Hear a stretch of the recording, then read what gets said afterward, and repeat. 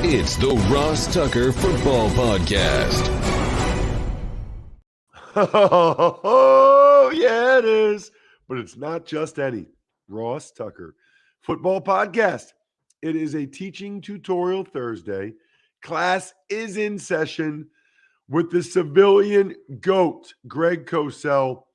Can't wait to talk to Greg about not only the championship games last weekend, maybe his first thoughts on the Super Bowl, though we'll break that down next week, but also Mike McCarthy calling plays in Dallas, Sean Payton with Russell Wilson, Tom Brady retiring again. A lot to get to with Greg momentarily. We're only one day away already from the Spread the Word winner, which is following Ross Tucker Pod on Facebook or Ross Tucker NFL on TikTok, or maybe both. Then the sponsor confirmation email winner. So many good sponsors this week. West Shore Home, Peloton, Labatt, love it. And then the YouTube shout out, youtube.com/Ross Tucker NFL. I don't know if I've seen one this week. I don't know if I've seen someone say, Ross, I'm just here for the shout out. We are presented by DraftKings. We do give a shout out every day when we have a new patron. Today it's Jack Markham. Welcome to the family, Jack. Patreon.com/RT Media. So glad to have you part of our private Tuckhead Slack channel. I am on that thing every day. Pretty much every day, I would say. There might be a day or two I miss, but for the most part, pretty much every day, I'm chiming in on some of those threads and chatting with you guys. Before we get to the big show, probably not very many daddy sodas for me this weekend. Trying to get my voice right. Football season means it's Labatt Blue Light season. There's no better way to watch your team on game day than with the pristine Canadian goodness of a cold Labatt Blue Light in your hand. Stock up. Be the MVP of your tailgate. You're definitely going to want to have some of these if you're going to try to watch whatever the Pro Bowl is this weekend. Share a Labatt on game day with your crew. Always enjoy responsibly. Beer, Labatt USA, Buffalo, New York. Now it's Big Show time. The Big Show. You got to follow this man on social media like I do at Greg Cosell so that you always know what he is up to and where you can grab his content. Obviously, 40 plus years at NFL Films, the NFL Matchup Show. We will be all about the Chiefs and the Eagles, the Super Bowl matchup next week. Today, there's actually some interesting news going on around the NFL that I wanted to get Greg's take on. Greg, Tom Brady retired last year.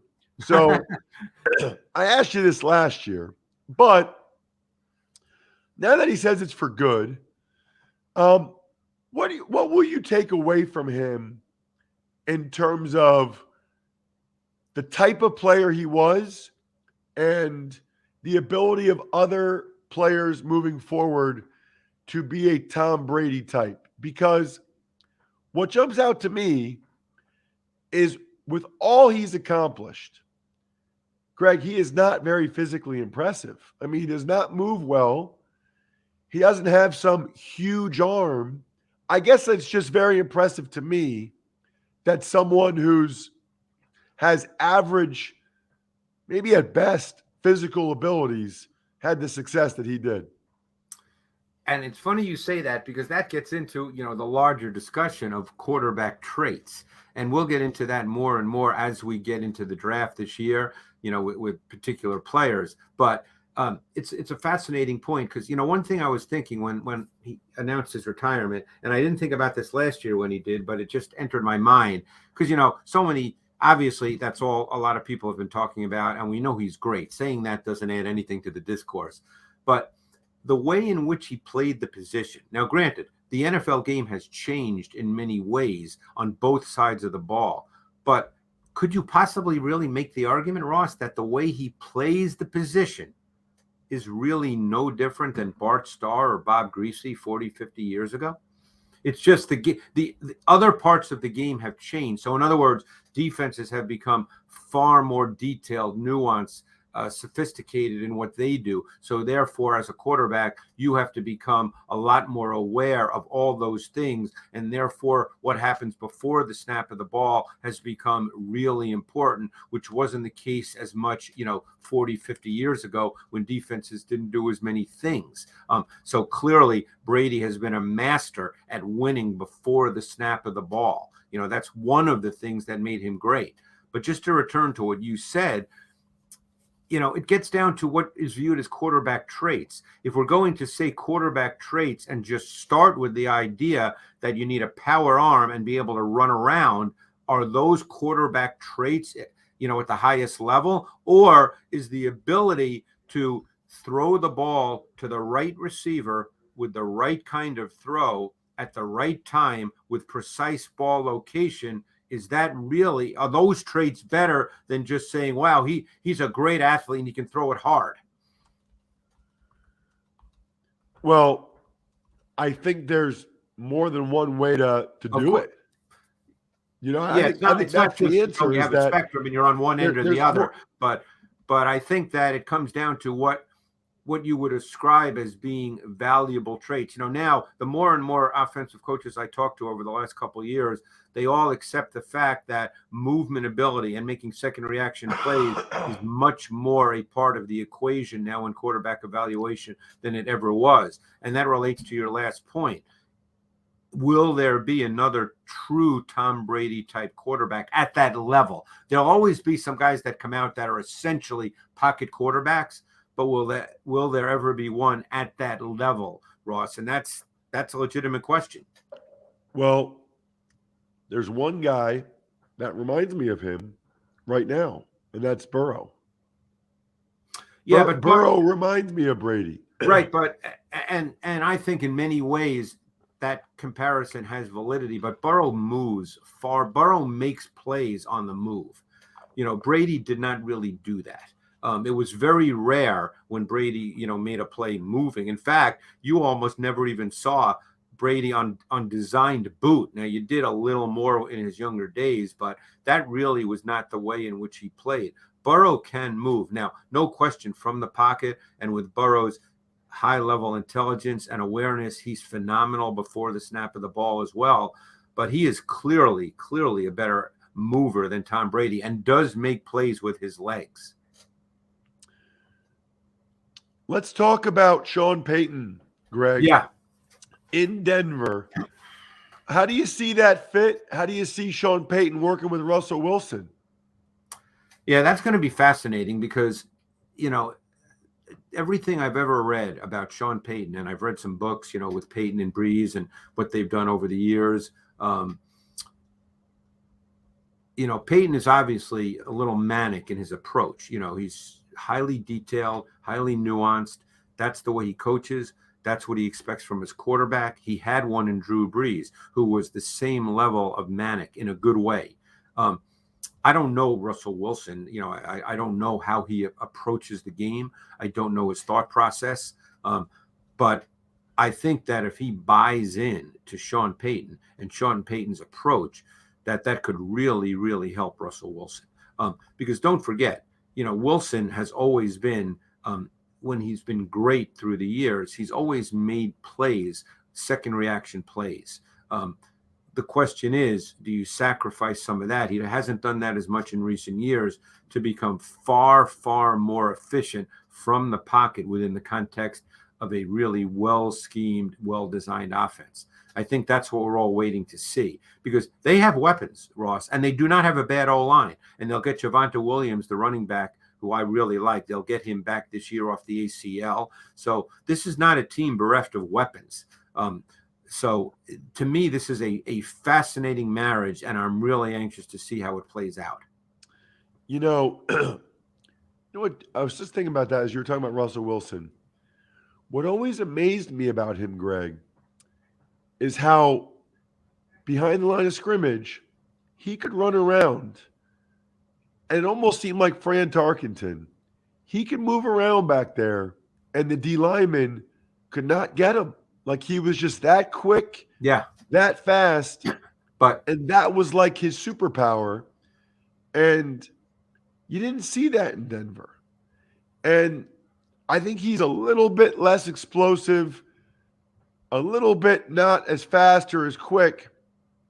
And what I always tell people is like, a little bit's the difference. Like a little Without bit's in between. They can't get you. You can buy time. You can throw the ball versus you're sacked. The guy got you. And you're an offensive lineman, Ross. So what do offensive linemen dislike more than anything? When the quarterback moves, especially if he doesn't really have to, because you're blocking the play. And as good as Russell Wilson was in Seattle, he got sacked an awful lot. And a lot of times it's because he didn't turn it loose and then he moved. And we'll see how that plays out because, everything about Sean Payton with Drew Brees, who's obviously going to be a first ballot Hall of Famer and a great, great quarterback, was rhythmic based, timing and rhythmic based. You rarely saw Brees get stuck in the pocket where it seemed like he had nowhere to throw the football, correct? I mean, the ball came out somewhere. And Russell Wilson, that's not, even at his best, that's not really the way he played as a foundational style of play. I think there's a real potential there for Sean Payton to get really frustrated if Wilson doesn't do it his way and tries to do the second reaction stuff. That's going to drive Sean Payton nuts. It could. I mean, Sean Payton, like I said, he's one of those coaches that does everything. Well, most coaches do. I don't want to just make it seem like Sean's the only one, but there's so much detail and there's so much work that goes in. Every year I go to the combine, I sit and talk to coaches and they tell me with guys, quarterbacks that move around, even though many would say you have to do that in today's NFL, but they say that, hey, I work 16 hours a day putting in the game plan and the offense. What I'd really like to see happen is the quarterback executed. So let's talk about Kellen Moore. No longer in Dallas. Now he's with the Chargers. Just forget what team we're talking about. What do you think of Kellen Moore as a coordinator? You've watched his offenses in Dallas the last couple of years. I don't know if we talked about it or not. Your thoughts on what you've seen from Kellen Moore? I mean, I'm just being honest with you, Ross. I struggle with that in the sense that, I've always believed, because I sit and watch tape, and I always believe that to really have an understanding of how a coordinator truly thinks and what he wants to do, you need to be part of the process. I mean, look, this is a team that when they played well in Dallas, they put up a lot of points. They would have a good run game. They had a good pass game. Dak Prescott would play well. They had a multi-level pass game. So when they've played well, their offense has looked good. And this particular season, I don't think they had a ton of weapons. I remember saying with you on the show, okay? I remember this specifically because I started to get ripped on social media when I said that they didn't have great weapons on the outside other than CD Lamb. And people started to tell me I was wrong. And then like 3 days later, they signed T.Y. Hilton. So they told you they didn't have weapons on the outside by what they did. But it's hard for me to say, what is Kellen Moore? I think he was clearly brought in, and I'm sure one of the reasons they fired Joe Lombardi, well, we know they fired him because they lost the playoff game, but there's always been a lot of talk that with Herbert, you have a 6'5", 240-pound quarterback with a huge arm and a powerful arm, and it did not seem, watching tape, that there were a lot of vertical throws. Now, I thought that when they did do that, they did it really well and they had great design, but I think there was a sense that they didn't do that enough. And I think Kellen Moore was probably brought in to expand all of that because when they're healthy on the outside, and that's been a question in with the Chargers, when they're healthy on the outside, they've got a pretty good trio of receivers in Williams, Allen, and Josh Palmer. And Williams can be vertical. Palmer can be vertical. Allen is obviously not quite that guy. But they've got a lot of weapons. Yeah, I mean, I really thought Kellen Moore did a hell of a job. I mean, I thought, Michael Gallup, he just had knee and ankle surgeries. Yeah. He was not a good number 2. Dalton Schultz is a solid tight end. They put up a lot of points. Yeah. And moved the ball. I mean, they scored 40 points on the Eagles. They put up a lot of points, moved the ball very well. They sure did. Especially with as many interceptions as Dak threw and some of the limitations. And I mean, I was stunned after the season when I found out that a lot of Cowboys fans did not like Kellen Moore, wanted to move on from him. But then again, fans, everybody likes to blame the offensive play caller. And You they're know, it's reacting. so easy They're to reacting do. to the loss, of course, and to the 49ers when they didn't score a lot of points. But no, I agree with you. You could make the look. Gallup never got up to this point, has not gotten back to what he was before the injury, when he was a pretty good boundary X receiver. He had vertical ability. They would use him on those routes, and he was good. He didn't quite get back to that. CD Lamb is a really good receiver, but he does his best work out of the slot. There's nothing wrong with that, but that's where he does his best work. He's essentially a slot receiver. What do you remember, Greg, from the last time Mike McCarthy was calling the plays in Green Bay? What do you remember from his offense? I think Mike McCarthy, almost went through a transformation, because I remember back early when he became the head coach, I almost felt like they ran the ball as a serious foundation of what they did. And I'm trying just, to go back in time, and maybe somebody will tell me I'm wrong. And if I am, I hope people will tell me. But I remember, you go back to Dorsey Levens getting 250 plus carries. I mean, they ran the ball. And I thought, and maybe it's because of Aaron Rodgers, obviously a great player. He's a guy you want to have the ball in his hand. But I thought as time passed, they moved away from being kind of I don't want to say a run first team, because that's a relative term, but, a team that really focused on running the ball as a meaningful part of what they did, and moved much more to being an Aaron Rodgers team, which, like I said, may be tough to argue with that because Aaron Rodgers is so gifted. But that's what I kind of remember about McCarthy, that he was always, a run first guy early on. And the other thing I really remember, and I'm sure you know Rich Gannon, but Rich Gannon raves about Mike McCarthy to this day, about how he was the one who taught him how to play NFL quarterback. And, I know McCarthy has gotten, for whatever reason, a bad rep. I saw a statistic where McCarthy and Sean Payton's won-loss record are basically the same. They've been in basically the same number of postseason games. They both won a Super Bowl. Their won-loss records are basically exactly the same. And yet Payton is viewed as brilliant, and McCarthy, in the minds of many, is viewed as, whatever. But he's not viewed as brilliant, as you know. I feel like at the end there in Green Bay, felt like it was, I think I remember you saying this, it was a lot of isolation one-on-one routes by the Packers receivers, and Rodgers just kind of – there wasn't a whole lot of motion or natural rubs to get people open. It was a lot of one-on-one isolation routes by the receivers. And then Rodgers trying to make plays. Yep. And, that's a hard way to go, no matter how talented your quarterback is. It stops at some point. So, we'll see. Look, when you have a veteran quarterback, and you and I both know this, you've been with teams. I can't remember every team you were with or who the quarterbacks were. But when you get a veteran quarterback who's been in the league a long time, he has a lot to say about how the game plan, about how the game is played. That's just the nature of the NFL. And so it's always hard to know, as I said, the process. When you asked me about Kellen Moore, it's hard to know that whole process with McCarthy and Aaron Rodgers later in that pairing. So we don't know how that played out. But, McCarthy's done well in this league. And, I know for a fact when he got fired, he talked about the fact that in his next job, if he had an opportunity, he really wanted to be in a little more control. And we'll see. He's going to be now. Last question, Greg.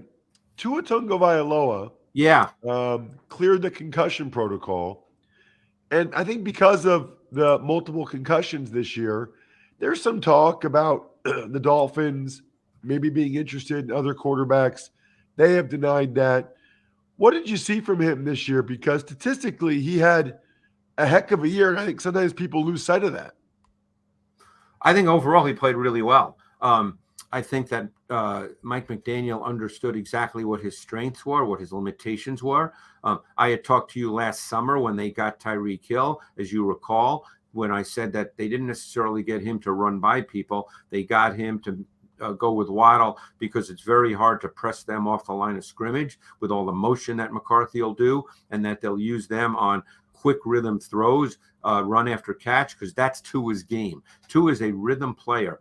very quick with his feet on his drop and his set, really quick, compact delivery, gets the ball out, sees things at the short to intermediate level really clearly. That's his game. Notice all that went away when he was out because that's his game. And he's really, really good at that. He's not a great deep ball thrower. His deep balls lose energy on the back end. And I think that's what their offense was. He executed it at a really, really high level. I think Mike McDaniel would like to have a better run game, a more consistent run game. My concern with Tua, just like I'm sure yours and everybody else is if it took him this long to clear the protocol, which it took about a month, if I'm not mistaken, then you just have to worry about his health.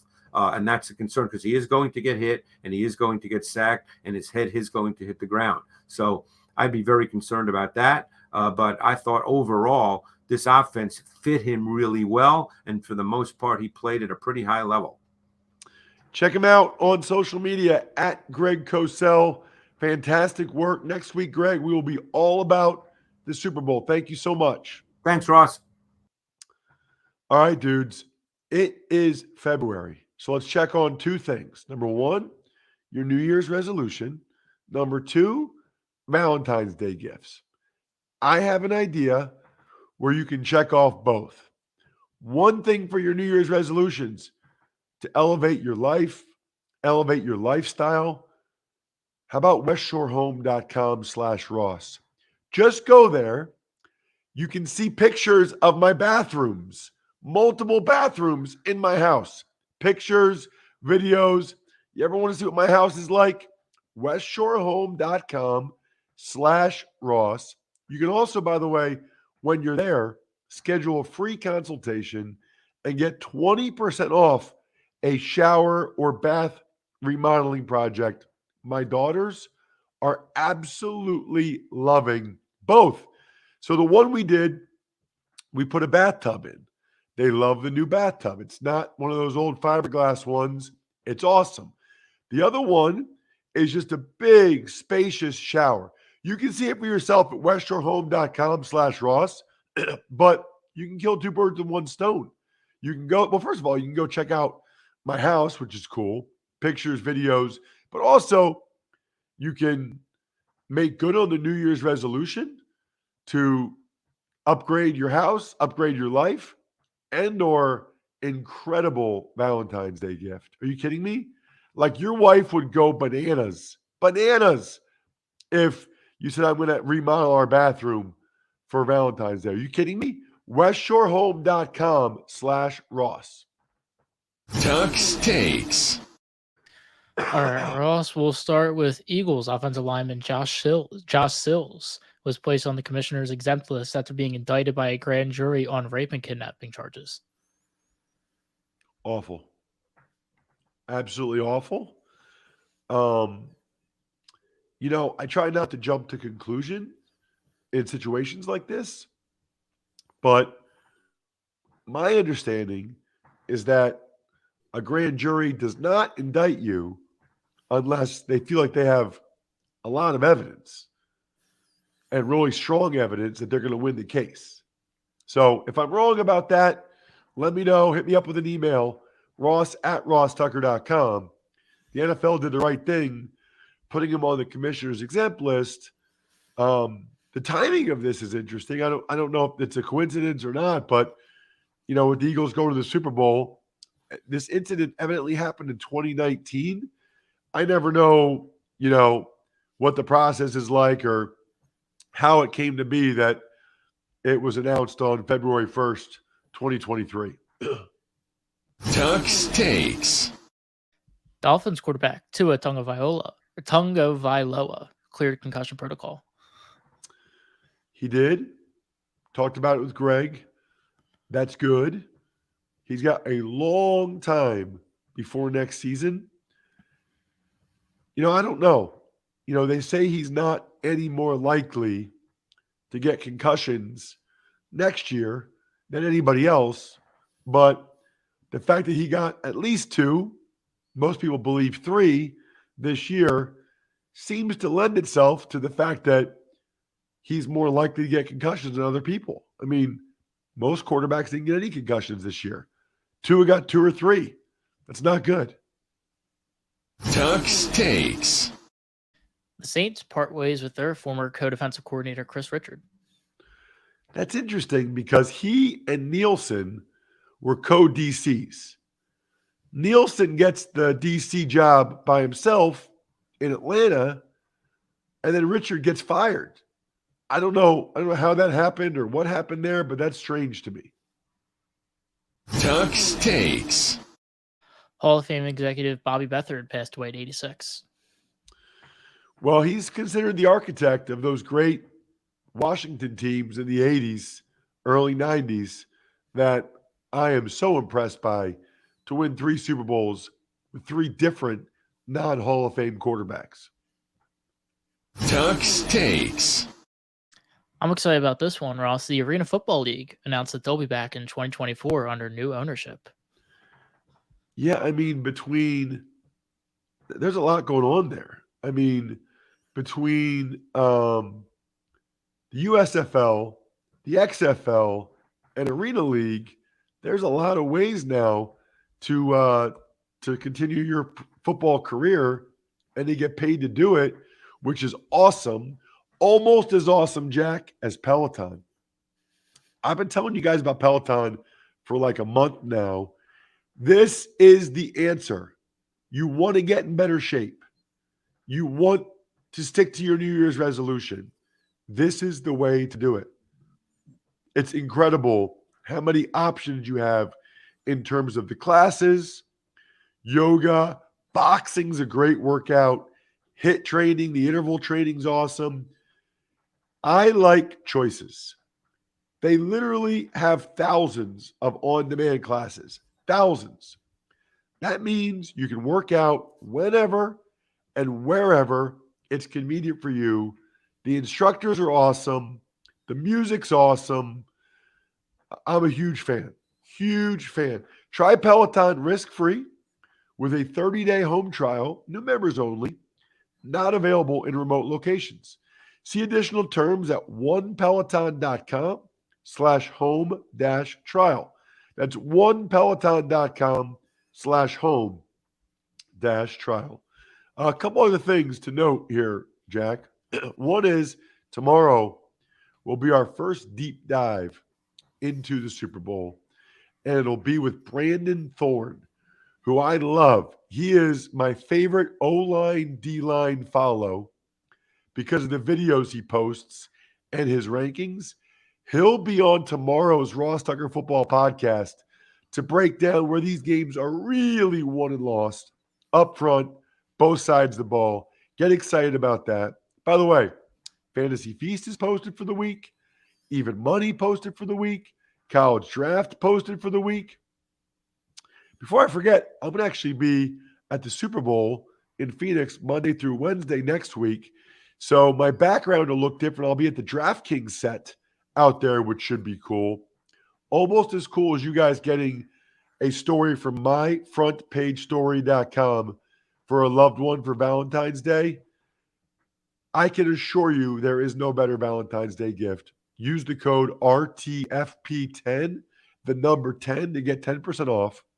Shout outs, Pizza Boy Brewing, Sporticulture, HumanHeadNYC.com, SteakhouseSports.com, Go-Bangles.com, Evergreen Economics, Vision Comics with an X, and BackOfficeScheduler.com. I think we're done here. Thanks for listening to the Ross Tucker Football Podcast. Make sure to also subscribe to the Fantasy Feast, Even Money, Business of Sports, and College Draft. All available at Apple Podcasts, RossTucker.com, or wherever podcasts can be found.